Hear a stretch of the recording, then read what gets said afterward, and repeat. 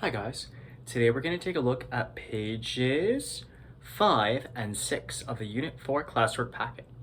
Now, in the last video, we talked about angle types that are formed by transversals, like corresponding angles, alternate interior, alternate exterior, and same side interior, right?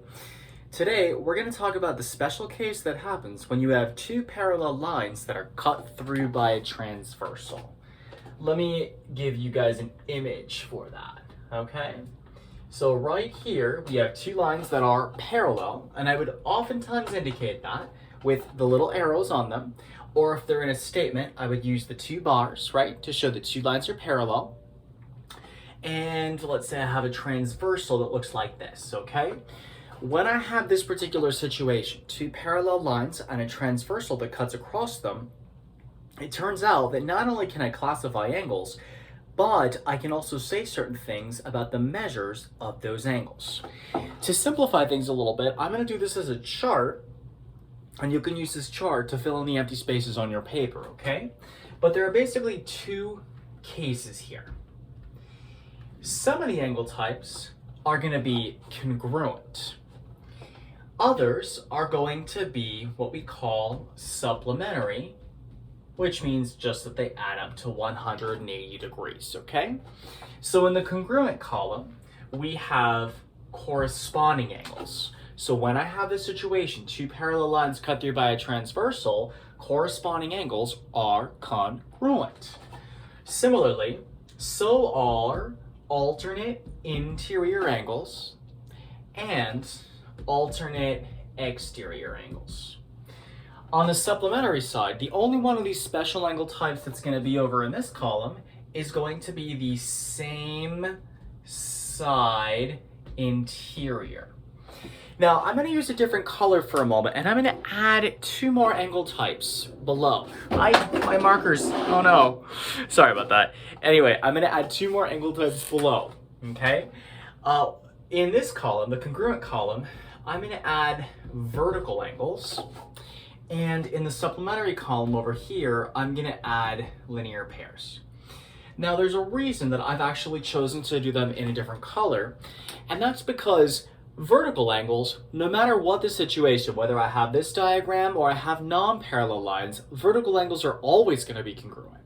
The same thing with linear pairs. It doesn't matter if I have this situation, as long as I have two angles that lie on the same line, they're going to be supplementary, so they're going to be a linear pair, right?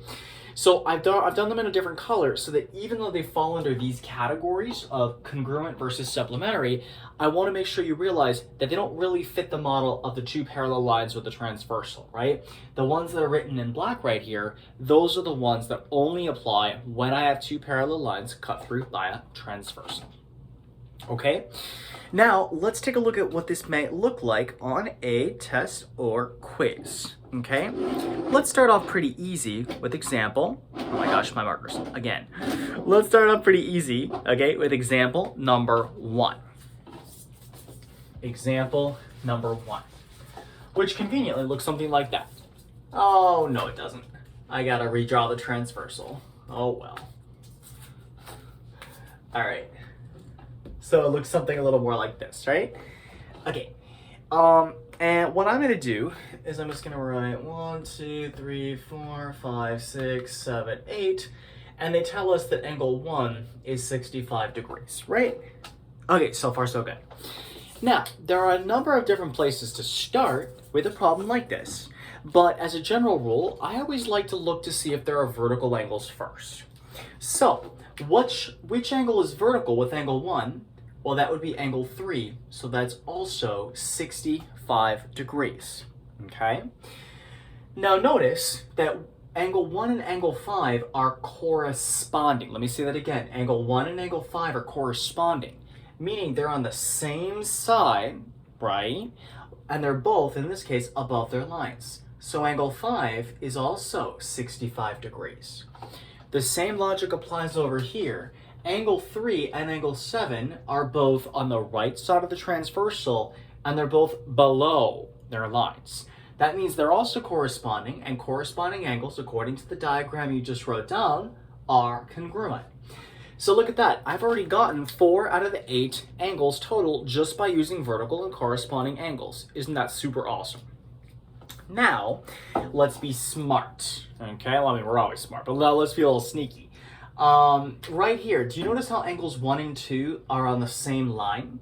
Because they're on the same line, they constitute a linear pair, and thus they add up to 180. So to find out what angle 2 is, I would just have to do 180 minus 65. So I would make this a 10, I'd bar over here, and I get 115 degrees. And guess what? That 115 is going to be every other angle that we have not found yet. Let's take a look at why.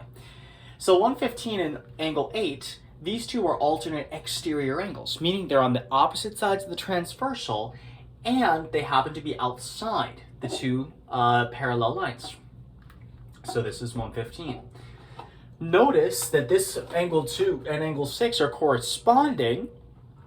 So I could say that this is 115, and angle 4 and angle 8 are corresponding. So this is 115. All right. Notice that's actually pretty nice, right? That's actually relatively easy. And some people get kind of psyched out at the beginning because they think, oh my gosh, are you telling me that there's actually only 2 numbers that you're going to get? Well, in this particular case, yeah, right? 65 and 115. Alrighty, let's take a look now at a slightly harder example, okay? And that's going to be on page 6. And I want to take a look together at example number 5. Once again, I want to take a look together at example number 5. The reason I chose this one is there's a pretty good chance that on your end of course exam, what you're going to see is something where instead of just giving you 1 transversal, they give you 2. And the reason is, well, they don't want to make your lives too easy, right? And because they don't want to make your lives too easy, they've also decided to make them miserable, which is not very nice, but you know, what can I say? I don't make the EOC and they don't really care what I think. All right, so let's do some labeling here. I don't know how they come up with these numbers. 1, 2, 3, 4, 5, 6, and then 7, 8. I guess they went straight across, didn't they? 7, 8, 9, 10, 11, 12, 13, 14. Alrighty. Now, they gave me a little bit of information here. Okay, so I'm actually going to write this in. They told me that angle 12 was 121. So what I'm going to do is I'm actually just going to erase the 12 and I'm going to put 121 degrees. Hope that's okay with everybody. And they told me that angle 6 was 75 degrees. Okay, 75.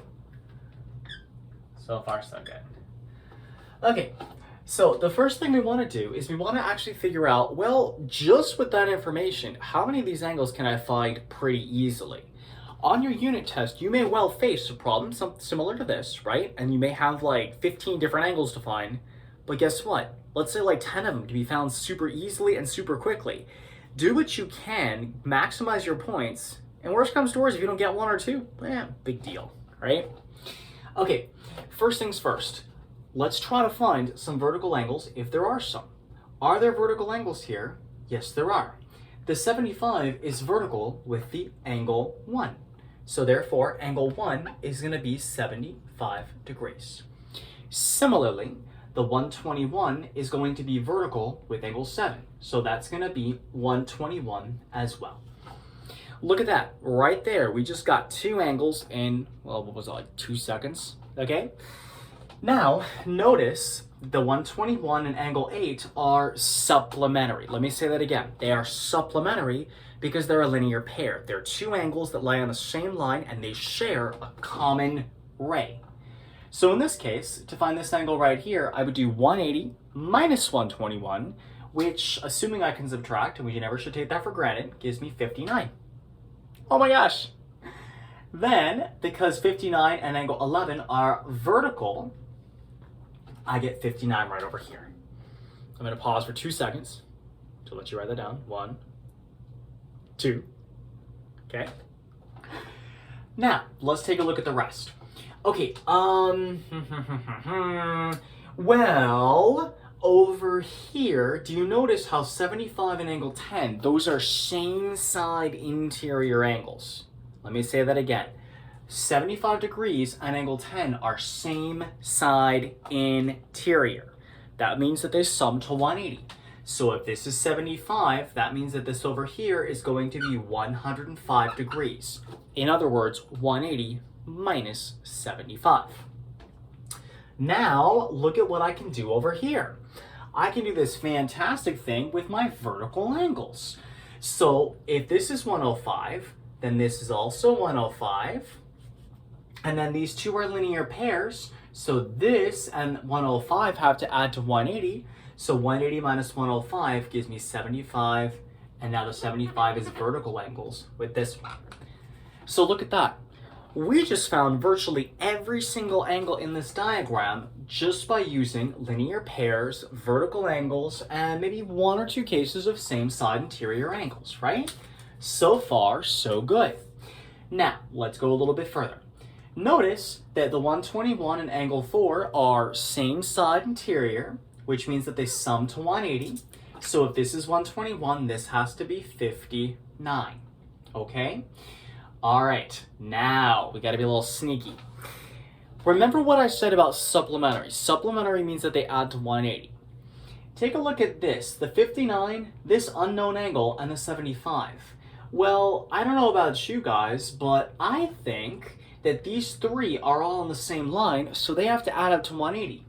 So that means that I'm gonna have to do 59 plus 75. I hope I can add. Try not to, oh gosh. All right, so that's 134. And then I would do 180. Did I add right? 14, 6, yes, okay. Whew. I would subtract and borrow until I get 46 degrees, okay? And then guess what, people? The rest of this problem actually solves itself by using vertical angles. 59 and angle 3 are vertical, so this is 59. And 46 and angle 2 are also vertical. And lo and behold, we are finished, okay? Now, on your unit test, I would say to expect something like this. Expect to see a problem that may have multiple transversals, and you may have to use a combination of different angle types in order to be able to figure out your unknowns. On the end of course exam, it may be a little bit different. This problem just had numbers. In the next video, we're going to take a look at what it looks like to solve these problems using algebra. In other words, to set up equations, either setting two things equal to each other or adding two things and setting them equal to 180 degrees.